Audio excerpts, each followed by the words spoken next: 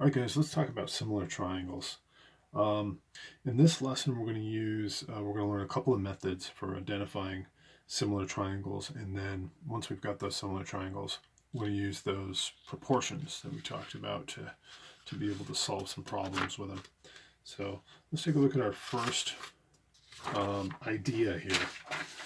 This is our first method for identifying similar triangles. You remember from congruent triangles, there were 4 methods we could use to prove 2 triangles congruent. We actually have 3 methods we can use to prove triangles similar, and one of them is angle-angle similarity. If we have 2 triangles and they have 2 pairs of congruent angles, like you can see here, angle A is congruent to angle F and angle B is congruent to angle G, that's enough to know that these triangles are similar. Now, I know what you're thinking. Hold on, what about that third angle? Well, there's only one angle left, and triangle sum theorem tells us that all of these angles have to add up to 180, and all of these angles have to add up to 180. So these remaining angles here must automatically be congruent. So that's a good shortcut to know. You really only need to identify 2 pairs of angles and 2 triangles to prove them similar. Let's see, what do we got here? Are these triangles similar? If so, can we write a similarity statement and explain our reasoning? Well, at first glance, they don't look to be similar because we've got 42, that angle is congruent to that angle, but these 2 angles are not congruent. Hopefully you're curious about what these other angles are, F and A.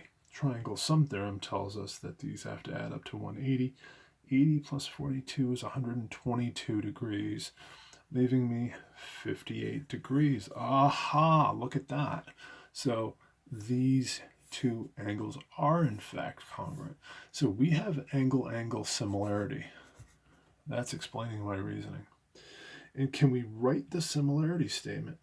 Well, let's go ahead and say triangle ABC must be similar to triangle. Let's get the letters in the right order. A, and if you do triangle sum theorem here, you'll find that that is 80 degrees. So angle A is congruent to angle E. Angle B is congruent to angle D. And angle C is congruent to angle F. There's our similarity statement. All right, what about these triangles? Are they similar? Notice they don't tell us anything about any of the angles, but I think there's some theorems we know that can tell us that some of these angles are congruent. First one you might want to zoom in on is these vertical angles here. There's a pair of congruent angles. Okay, we only need one more. And hopefully you're looking at these red arrows telling us that these lines are parallel. And if these lines are parallel, then that tells us the alternate interior angles are going to be congruent. Likewise, you could have gone for these 2. These are also alternate interior angles on a different transversal, but the same parallel lines. So we have angle-angle similarity. Good. Can we write our congruence, or our similarity statement, excuse me? Triangle QPX is going to be similar to triangle. Let's take a look at that. QPX is going to be similar to NMX. NMX. Yep, and we got those letters all in the right place. Good. How about these guys? Are these similar? We got congruent angles there. Okay, so maybe they're similar. Let's take a look at triangle sum theorem here and figure out what angle H is. 42 plus 86 gives me 128. And so I've got 52 degrees left over. Aha, yes. That means angle H is congruent to angle C. And that means angle A must also be 86 degrees. Good. So we've got angle-angle similarity. And can we write our similarity statement? Triangle ABC is similar to triangle. Let's see, A would be G. A is congruent to G. B is congruent to F. And H is congruent to C. So triangle ABC is similar to triangle GFH. Good. All right, we have 2 other methods that we can use to prove triangles similar. One of them is side-side-side. And what this means, in congruence, it meant all the sides were congruent to one another. In similarity, it's going to mean all the sides are proportional to one another. So if we compare the proportions of the corresponding sides, JK over MP should equal KL over PQ, which should equal LJ over QM. If all three of those ratios are equal, then these triangles are similar. And your reasoning would be side-side-side similarity. Now, there's one other method we can use, and it's called side-angle-side similarity.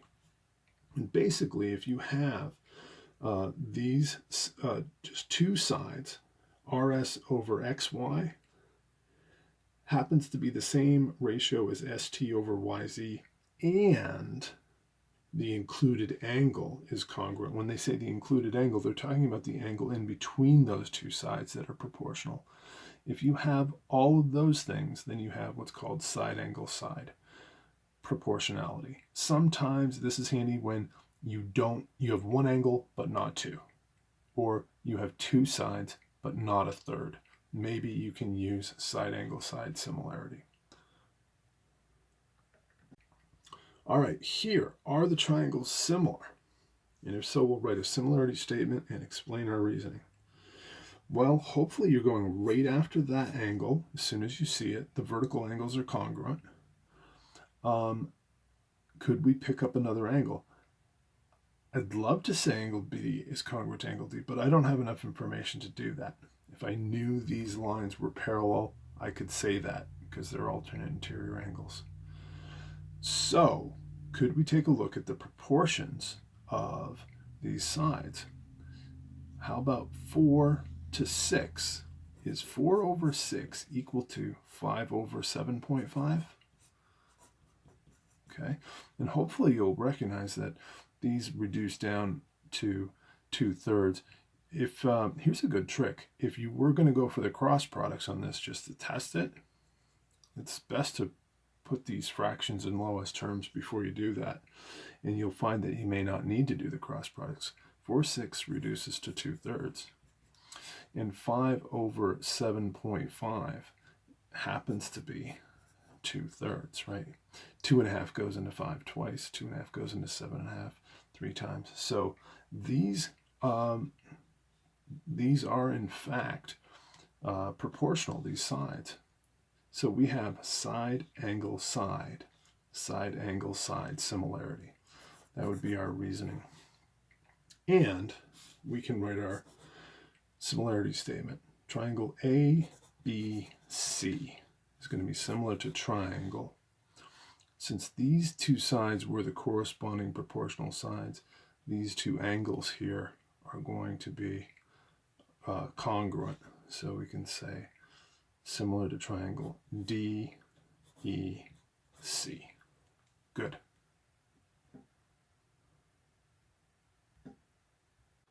All right, are these triangles similar?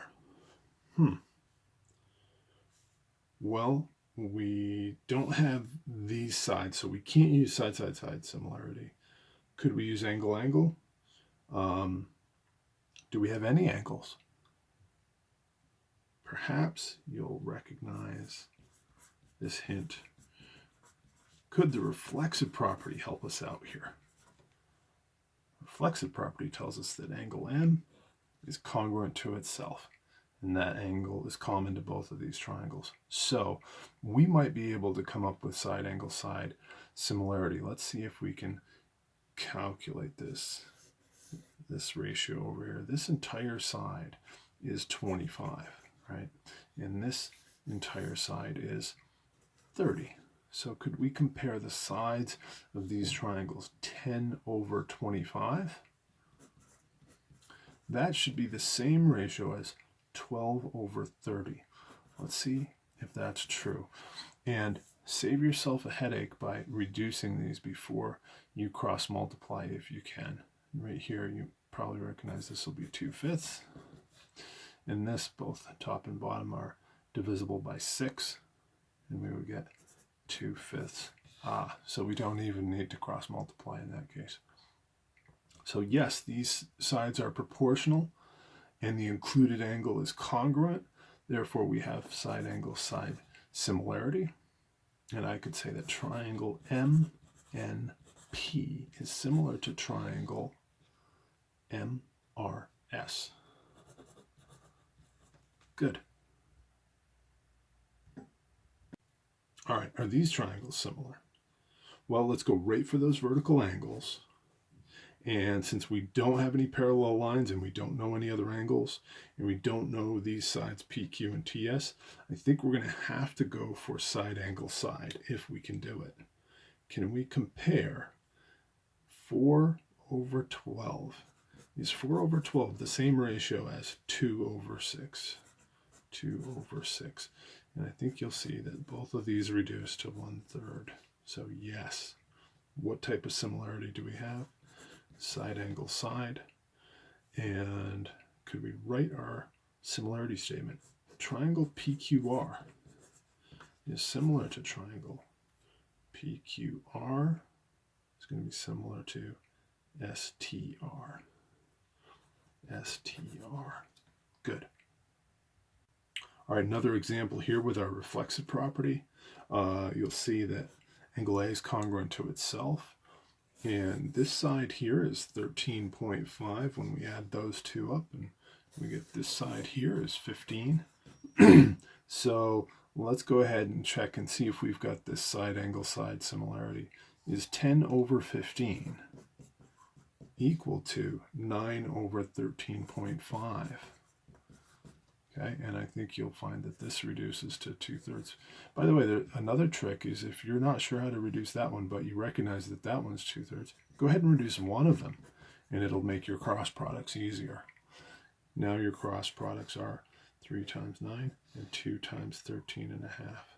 9 times 3 is 27, and 2 times 13.5 is 27. That's a little bit of a hybrid approach, so that checks out. Okay, so we have side angle side similarity. Can we write our similarity statement? Triangle AFE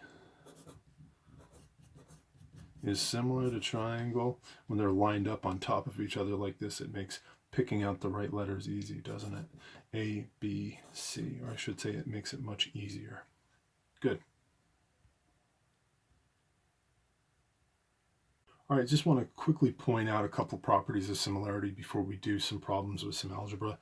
The reflexive property is true for similarity just as it is for congruence and equality. So if triangle ABC is, we can say it is similar to itself. The symmetric property of similarity also works for similarity as well as congruence and equality. We can say if triangle ABC is similar to triangle DEF, then triangle DEF is similar to triangle ABC. That symmetric property is, you can flip them around. And our transitive property also works for similarity.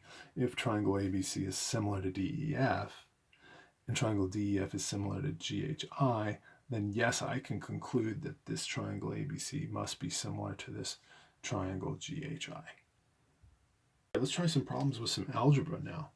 Okay, they're telling us that if RS is parallel to UT and RS equals 4, RQ is x plus 3 units, QT is 2x plus 10, and UT is 10. Could we find RQ and QT? So let me just highlight what we're after. We want to find the lengths of these segments here. Good. Okay. Well, how are we going to do that? If we have similar triangles, we can use proportions to figure out what we're missing. Do we in fact have similar triangles? Well, we've got these vertical angles here, and we've got these parallel lines. So that means that this angle R is congruent to this angle T, because alternate interior angles are congruent when the lines are parallel. Okay, so we have angle-angle similarity. Good. Now, could we get a proportion that would help us solve for x? Because hopefully you recognize if we knew x, we would know the lengths of these segments that we're after. I could say 4 over x plus 3. 4 over x plus 3 should equal 10 over 2x plus 10. Now, Did you see a different proportion? Because you might have seen a different proportion. You might have said, hold on, I want to compare the corresponding sides of the two triangles. And I was going to say 4 over 10. 4 over 10 should equal x plus 3 over 2x plus 10. Well, don't forget, we do have that concept of equivalent proportions, and these proportions happen to be equivalent. Notice if I took this proportion and I turned it on its side, I'd have, and then flipped it, I'd have 4 over 10 and x plus 3 over 2x plus 10. Let's solve them real quick, and you'll see that the cross products are the same, and you can come up with one of probably 4 different proportions to solve this problem. So let's go ahead and cross multiply here. Our cross products are 4 times 2x plus 10 equals 10 times x plus 3. Again, don't forget to distribute when you have these binomials as your expressions. So we distribute 4 here, we get 8x plus 40 equals 10x plus 30. Good. And we can subtract 8x from both sides, and we'll subtract 30 from both sides, and we end up with 10 equals 2x. If we divide both sides by 2, we're going to get x equals 5. Good. Now recognize we would have gotten the same cross products here, even though we came up with different proportions. If the cross products are equal, then they are equivalent proportions. I'm cross multiplying here, 10 times x plus 3. So our cross products were the same. Okay. So if we got x equals 5, did we answer the question? No, don't forget they want RQ. Let's plug it back in. 5 plus 3 is 8. And we'll plug x back in here. 2 times 5 is 10 plus 10 is 20. Good. All right, let's try one more like that. Here, hopefully you recognize this condition. We've got our vertical angles, and we've got parallel lines, which means we're going to have angle-angle similarity. We've got our similar triangles. So I could say 11 over 38.5 should equal x plus 2 over 3x plus 8. Good. Okay, so our cross products are going to be 11 times 3x plus 8 equals 38.5 times x plus 2. Okay, let's go ahead and distribute. We're going to get 33x plus 88 equals 38.5 times 2. That's going to give us 79. Oh, excuse me, what am I doing? I'm supposed to be distributing that. You get 38.5 x plus 79. 38.5 times 2 is 79. Good. And we're going to subtract 38.5x from both sides. And at the same time, we can subtract 88 from both sides. Okay. And I'm going to get negative 4.5x equals negative 9, right? Okay, so we can divide both sides by negative 4.5. Yes, I dragged you into negative territory. Every now and then I like to do that. Equals 2. Okay, so if x equals 2, can we find AC? They wanted to find this right here. So 3 times 2 is 6, plus 8 equals 14. Good. All right, one last really fun problem before we sum up. Dave set out to measure the height of the Sears Tower in Chicago. He used a 36-foot utility pole and measured its shadow at 1 p.m. The length of the shadow was 6 feet. Then he measured the length of Sears Tower's shadow, and it was 242 feet at the same time. What is the height of the Sears Tower? Okay, well, let's go ahead and draw it. Hopefully your first instinct here is to draw a nice sketch. Let's just draw. Going to have some long shadows here and some tall towers, so make a nice big sketch. Here's the Sears Tower, and he found that the shadow at 1 p.m. let's say it was coming down something like that at 1 o'clock, maybe you'd have an angle like that. There's a ray of sunshine coming down. And here we're in shadow. And he found that the Sears Tower's shadow was 242 feet long. Okay. And he used a 36-foot utility pole and measured its shadow at the same time. The length of its shadow was 6 feet. Here's what I'm going to do. The utility pole doesn't necessarily have to be in this position, but I'm going to just pretend it was sitting right there. Why not, right? It's catching that ray of sunshine, that same ray of sunshine that just cleared the edge of the tower. And it's 36 feet tall. And its shadow is 6 feet long, okay? All right, so we want to find, can we use that information to find how high the Sears Tower is? This is why I love triangles, because they help you figure out things that you can't measure or are very difficult to measure. So how would we do this? Well, what have we been talking about? We've been talking about similar triangles. Are there similar triangles here? If they built the Sears Tower correctly, that should be true. And if they built the utility pole correctly, that should also be true. So, do we have similar triangles? If these are both right angles, then these sides are parallel. And that means these are corresponding angles. And we know corresponding angles are congruent. And then down here, our reflexive property tells us this angle is congruent to itself. That angle is part of both of these triangles. So I've got a triangle with this leg is 6 feet and this leg's 36 feet. I got another triangle that is similar to it, and this leg's 242 feet. Could I find H? Do you see a proportion? I'm looking at 36 over 6 should equal 36 over 6 should equal H over 242. Good. My cross products here are 6H equals 36 times 242. We should use that trick I mentioned earlier. Make our lives easy. Could we reduce this fraction, 36 over 6? Isn't it 6 over 1?